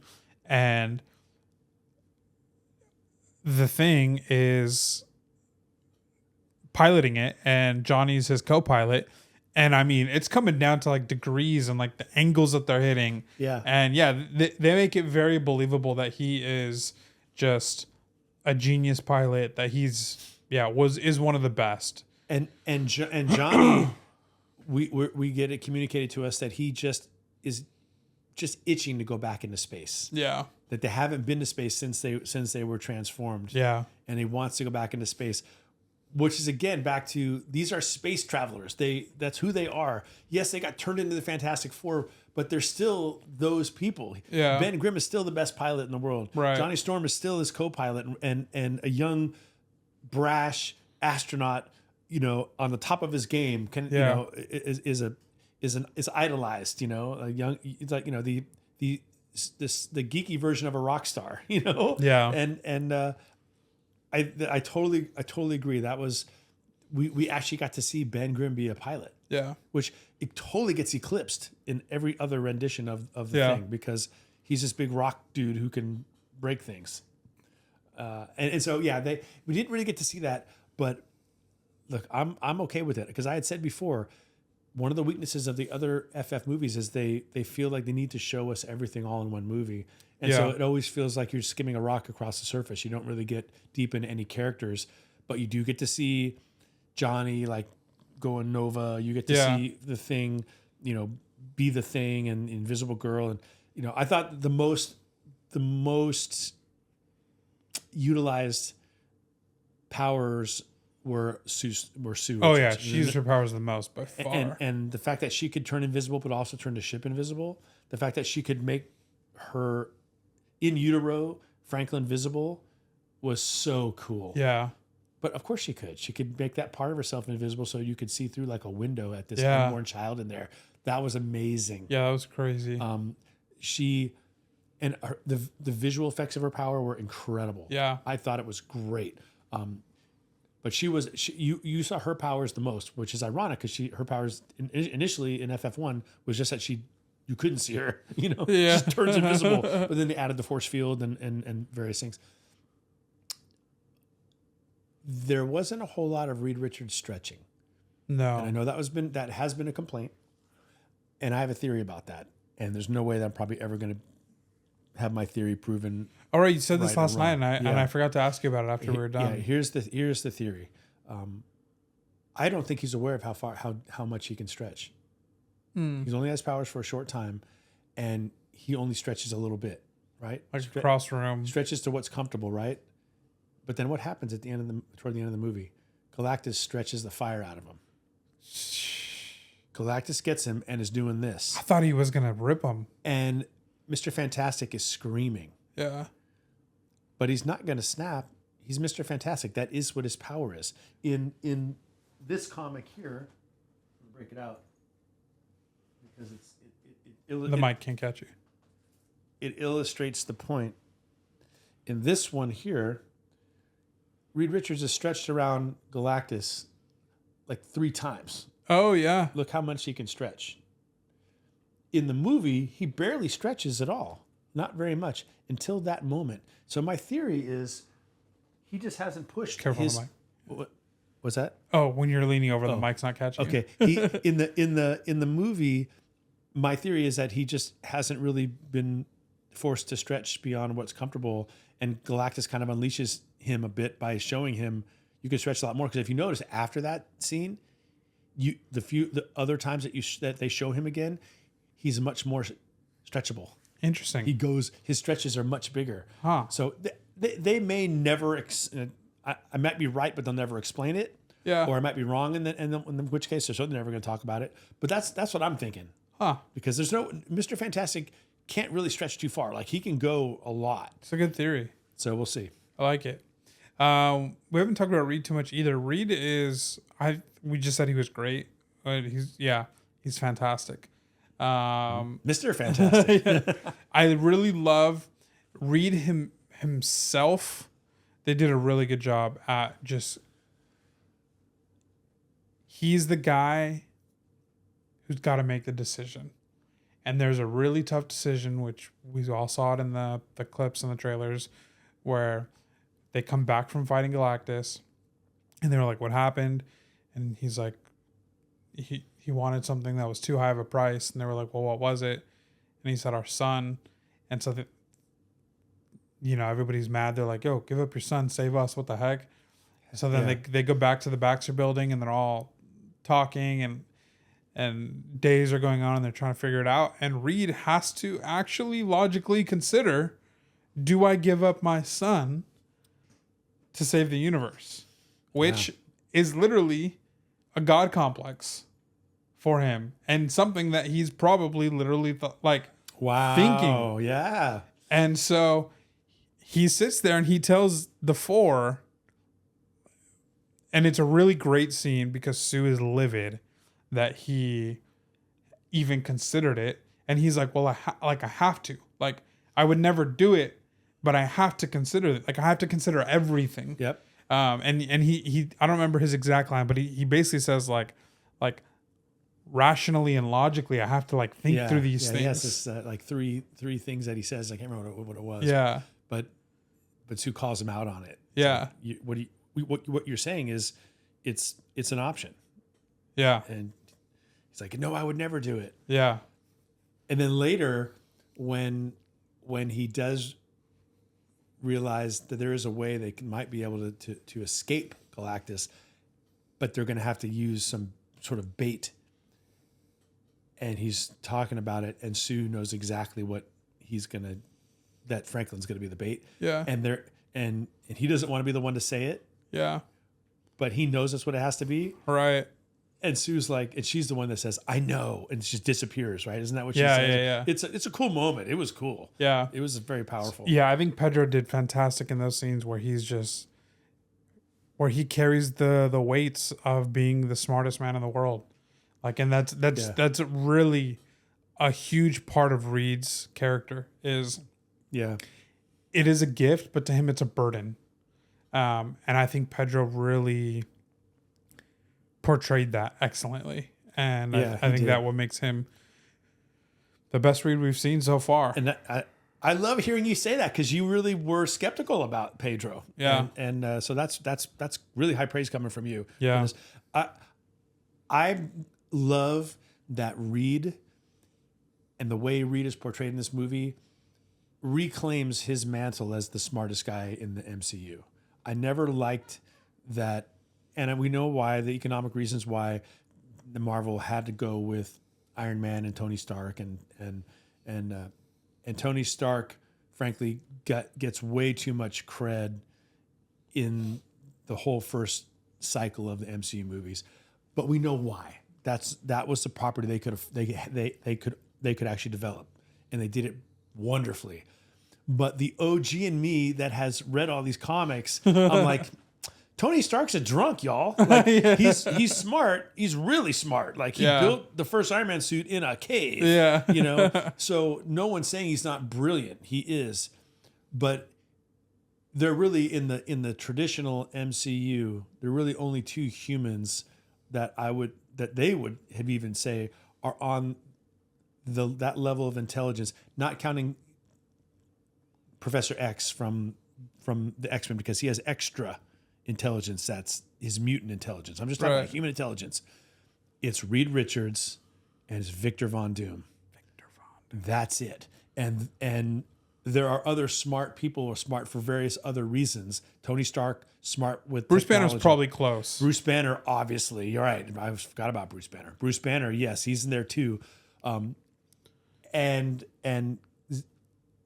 Professor Xavier, because of, his... It's probably like Reed and Doom are like top. And there's also probably some like niche characters that we don't know about. That they've just given, but that's because he's made that way. Right. So it's probably Reed and Doom. And then I'd probably say Bruce is probably right under them. Yeah. And probably at times is up there with them, like depending on who the writer is, honestly. Yeah. And then right under that would be like Iron Man, Spider-Man, or Peter Parker. Hank Pym. Yeah.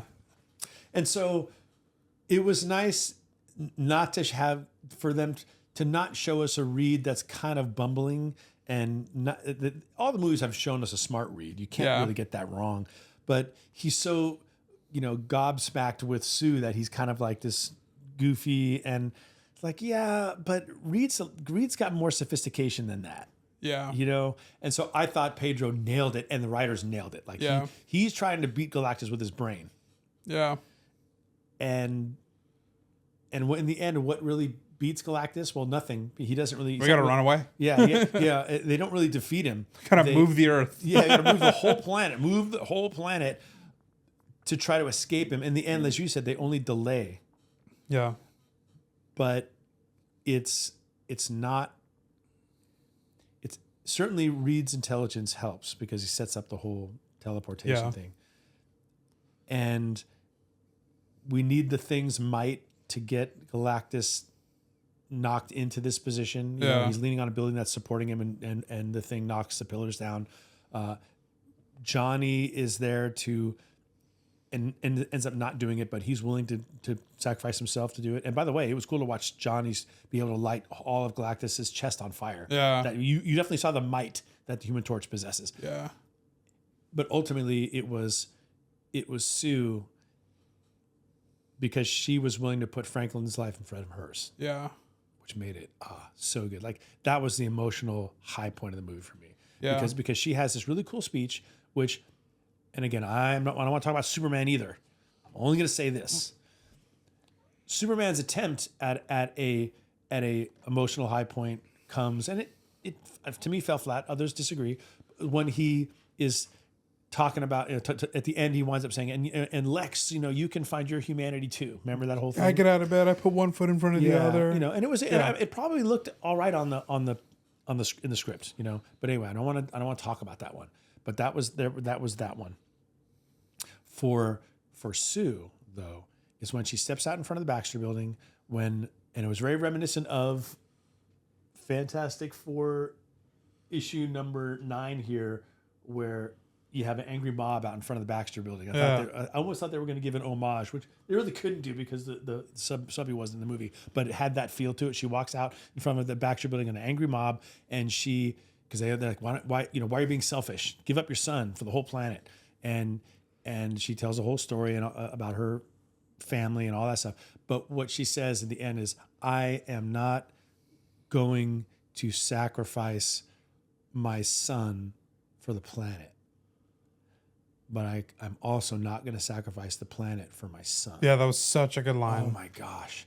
Gives me the chills. Yeah. And then when she is willing to sacrifice herself for both, it was that was earned. Yeah. That moment was earned. And when she's laying there dead. Yeah. Dead.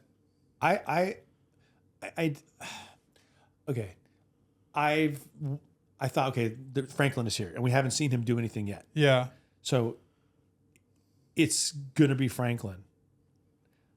But there was a little bit of me that thought, or she's just dead. Yeah. And that would be, I'd be bummed, but it could work too. Yeah. That's how earned it was. That's how good it was. Yeah. And then, so I love that it, and that was the other thing I said I wanted in the movie. I wanted it to have an emotional impact. I wanted it to feel emotional. Yeah. It totally did. Yeah. It totally did. And then, I was so happy when Franklin started like kind of get fussy. Yeah. So they just kind of put Franklin on Sue. But you know what else I was happy about? They didn't show us any of Franklin's powers. No. He didn't start glowing. He didn't start doing any of that stuff. But there's something going on in his mind. Yeah. Something, and we get and that was earned also. When was it earned? Because earlier in the movie, when they're talking to Galactus, and Galactus is like, I want your child. Your child is going to be this thing that's going to rescue me from this bondage of having to eat planets, and Reed protests and says, no, I've studied him. He's normal. And what does Galactus say to him?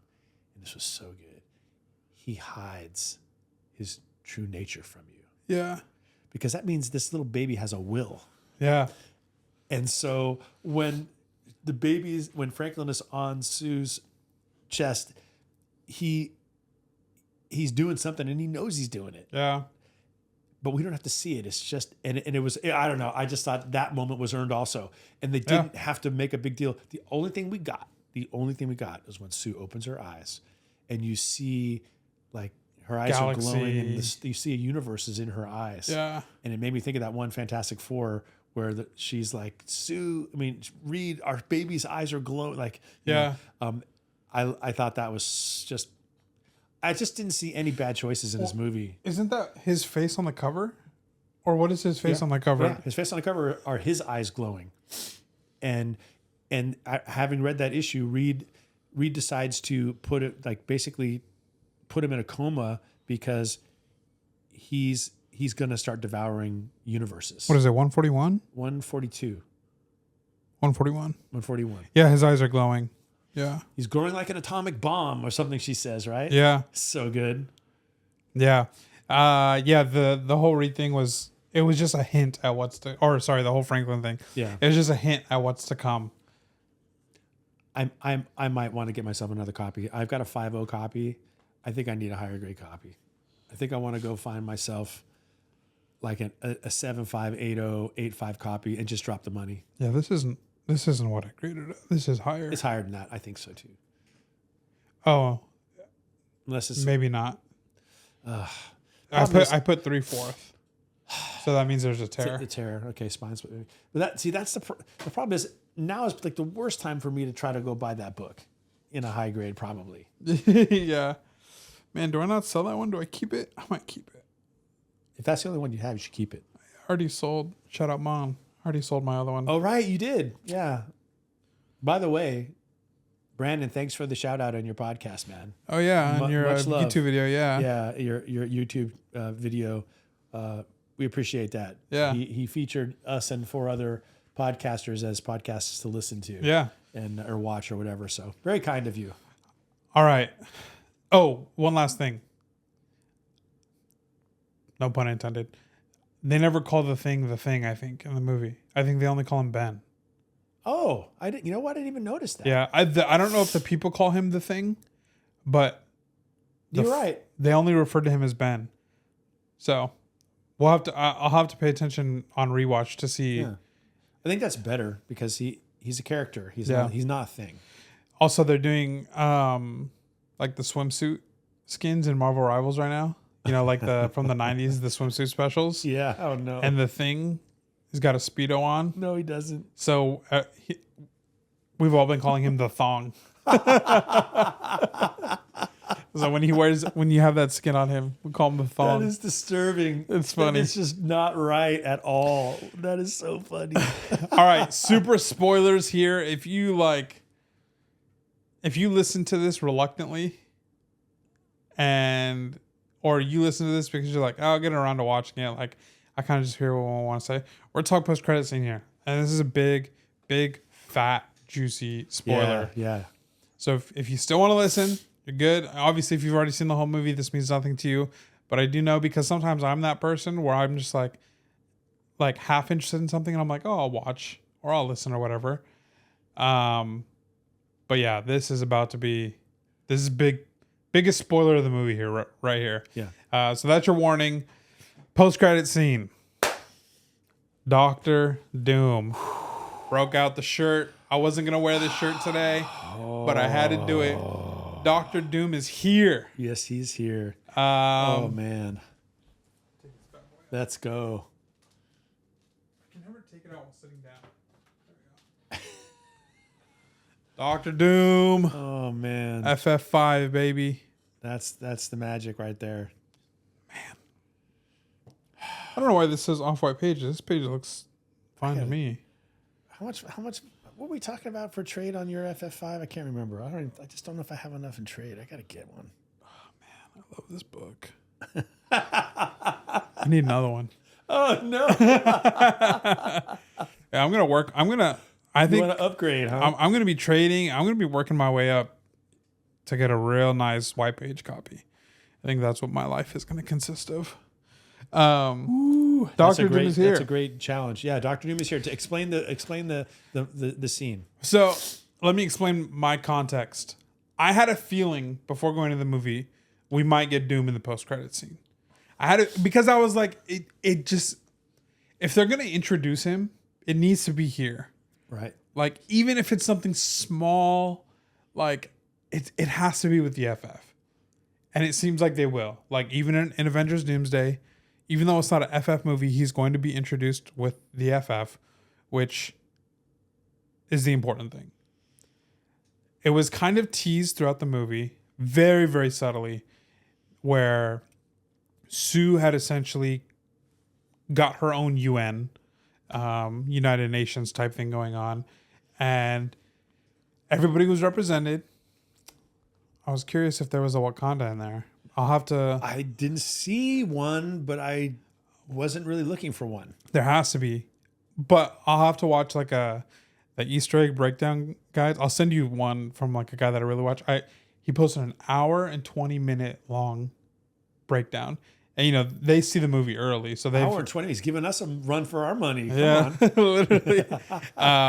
But it's like a full Easter egg, like specifically like what's pointing to this and like what is this pulled from. Sounds fun. So it's a deep dive. But so maybe there was some stuff I missed because we only saw it once. But every time they pass by, or not every time, they passed by a couple times Latveria, and it was an empty seat. Nobody representing Latveria. So the question is Doom in this universe? Is Doom not in this universe? We don't know. Post-credit scene. So that was all in the movie. Post-credit scene comes. It says 4 years later. Sue is reading a book to Franklin. She gets up to go to the other side of the room to grab another book. And she hears a whoosh. And she turns around and she starts walking. And by this point in the movie, with the Latveria stuff, I was like, oh, I don't think they're going to show Doom. So I put that out of mind. 4 years later pops up. In my mind, I'm thinking, oh, they're going to do the Latveria stuff. And since now we're 4 years ahead, we're going to have 4-year-old Franklin and we're going to have like a 1 to 2-year-old Valeria Richards, who has a special and unique bond to Doom. So I was like, they're going to give us the Latveria and they're going to give us Valeria, where she has that bond and connection to Doom in Secret Wars. So I was like, perfect. The Latveria and their daughter, like this makes sense. Yeah. So I go through, you hear the whoosh, walks in, and honestly, I still wasn't even thinking it. Like I still wasn't like, this is Doom. I was thinking like, I don't know, like Iron Man or like Captain America or like something. I just wasn't. Yeah, Galactus comes back. It's Surfer. Like it could have been anything. Yeah, like I was thinking like a Surfer. Like maybe I think that even did cross my mind at one point. Like, is it Norrin Rad? Like, did he like glide through the window and he's like, "We need to find Shalabal" or like something like that? Yeah. And then it's just this amazing shot of Doom has his hood on. You don't see his face at all. He's holding his mask, like angled towards Sue. And Franklin is looking up, holding his face. Oh, the reaction from the audience was overwhelming. Yeah. And I saw you, because you're sitting just one person between us, and you leaned. I locked in. Yeah, you leaned forward, and everybody audibly gasped. Yeah. And started cheering when that happened. It was amazing. It was so good. The costume looked incredible, and you just from behind, Yeah. the green of the hood looked amazing. The mask looked so clean. Okay, so here's a theory. I stole this from the internet. We all know Doom's face is really disfigured. It's all messed up under his mask. Was Franklin healing his face when he was holding him? Well, that would allow RDJ to be RDJ. Yeah. I mean, we know that Franklin is he's capable of pretty much anything. Yeah. He's almost omnipotent. And this is just from things that we've seen in the comic books, talking about Franklin Richards in the future, Avatar or whatever, where he actually makes Galactus his herald. It's just crazy stuff like that. So yeah, why not? Nothing is out of the realm of possibility with Franklin. Yeah. FF5, man. Oh. Here's the thing.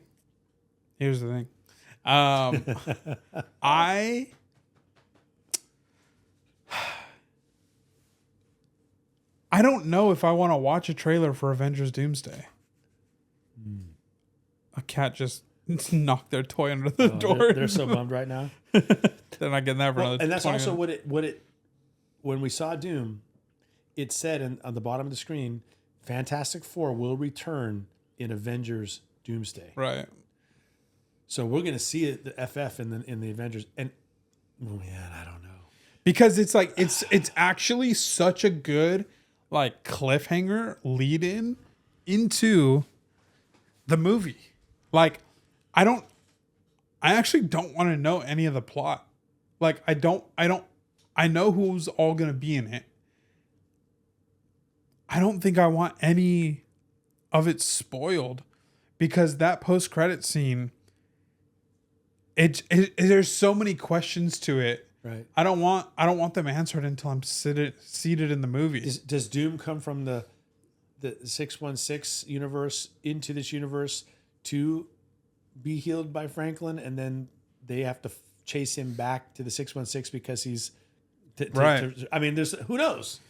Yeah, where does this Doom come from? Like that, there's so many questions. I did see a theory from New Rockstars, from Eric Voss on the New Rockstars channel, and he said that he doesn't think that this is the 828 Doom, because he thinks that if Doom existed in this universe, Reed would have called him to handle the Galactus. True. So yeah, I don't know, but I can't wait. But and yet you're gonna have to wait. When is this movie scheduled to release? December 2026. We're gonna get Dune 3 by then. I mean, it's gonna be a great holiday season for us, but there's no way you're not gonna be able to watch the trailers. Impossible. You're gonna be dying for scraps. I know. It's honestly not even like, I don't think it's not that I wouldn't be able to. It's that I would be able to, but it's the fact that I also have a presence online, like where I'm scrolling Twitter and like scrolling TikTok. And so whenever that trailer comes out, I'm not going to be able to avoid it. Yeah. Besides, we got to talk about it on the podcast. Yeah. But man, it's such a good lead in, and like, man. Yeah, it was a great, I mean, I was already just elated with the movie. I was so happy. I was so excited. I was so relieved all at once. And then suddenly you get this bombshell of a drop. Doom is here. Oh I can't wait. I'm honestly excited to see what the market does. Like, me too. I have no clue. Like, I think 49 is going to go through the roof. We talked about this on the spoiler review. Yeah. We both agree 49 is probably going to be the biggest beneficiary of this. I think this book is gonna boom a lot also. Yeah, this one will go up too. Yeah. I'm curious if FF5 will. I think it maybe in a short term run it might, but it's just hard because it's so expensive already. Like it's already popped. Well, I think what you might see is probably listings that are already live on like eBay and like Shortbox and stuff like that maybe people are asking a little too high of a price, but that's when people might just pull the trigger because who cares? Yeah. And I think that's what we saw with the original RDJ announcement, was just like people pulling the trigger, right, not caring. Other key Doom appearances and other key Galactus appearances, other key Silver Surfer and Shalabal appearances are all going to get a bump from this movie. We didn't even really talk much about Shalabal as Silver Surfer. I will just say that she was awesome, and I didn't miss Norrin Rad one bit. I think there's room for both. I think Julie Gardner, am I getting the name right? Julia Gardner was incredible. Yeah, fantastic. And the way that they wrote that character was great. There's room for her and for Norrin Rad, in my opinion. Yeah. So I thought the Silver Surfer got a really good treatment in this movie. Yeah. A really good treatment. So that's why you got Silver Surfer behind you over there over your right shoulder. Yeah, Silver Surfer 1. That copy. That should definitely get a bump. I would say any Shalabal stuff.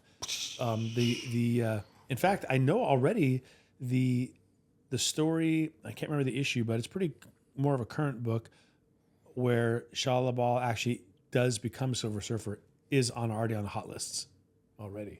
I love that book. That's one of the books that I think about if I was going to cobble together some kind of a trade to get a big book like FF5, that would have to be included. I can't get rid of that book, man. I'd take it. I know you will, because it's a great book. It's only a 5, right? I don't have it. What grade is it? 5.0? 5.0, yeah. Yeah. It's I just love the book. Honestly, and it's the retired label. Like, you can't get that label again, and it's so good. Yeah. I love that label. If anybody's got an FF72 with that label on it, let me know, because in a high grade, because that label is that book. Yeah. And I would love to have it. All right, I think that's it. Yeah, I'm elated. I'm so everything I wanted, I got it, which never happens in a movie, but it did. Yeah, I agree. Doom is here. Fantastic Four was amazing. Make sure you go watch it again. Yeah. Let us know in the comments what you thought. Audio listeners, we appreciate you guys wherever you're streaming this content. Shout out to y'all. Yep. Thanks so much for watching, listening. Hit the like on this video if you enjoyed this episode. Make sure you're subscribed. Hit post notifications if you want to be notified for the next one. You can follow us on Instagram. I'm at Spros_comics. He's at Mr. Period Longbox. Potentially, I got a claim sale coming up for you guys. It'll be this Saturday. But for me today, it's 2 Saturdays from now. So what's the date of that next Saturday? Got to be August, right? Yeah, August 2nd. Oh, man. August 2nd already. August 2nd. All right. Okay. Appreciate you guys, and catch you on the next one. Yeah. See you later. Peace. Peace.